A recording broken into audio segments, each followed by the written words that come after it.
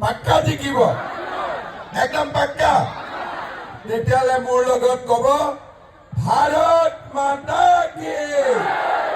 ভাৰত মাতা কি নৰেন্দ্ৰ মোদী জেপি নাড্ডা অমিত শাহ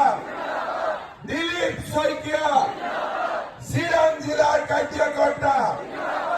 বঢ়িয়া জুচ আছে একদম সঁচা সঁচি ৰেডি নে ইলেকশ্যন খেলিব পুৰা ৰেডি পদুমত ভোট পৰিব ঠিক আছে আপোনালোক বহক মই অলপ পিছত আকৌ এবাৰ টেষ্ট কৰিম ঠিক আছে আজিৰ সভাত আমাৰ মাজত উপস্থিত ভাৰতীয় জনতা পাৰ্টিৰ অসম প্ৰদেশৰ সভাপতি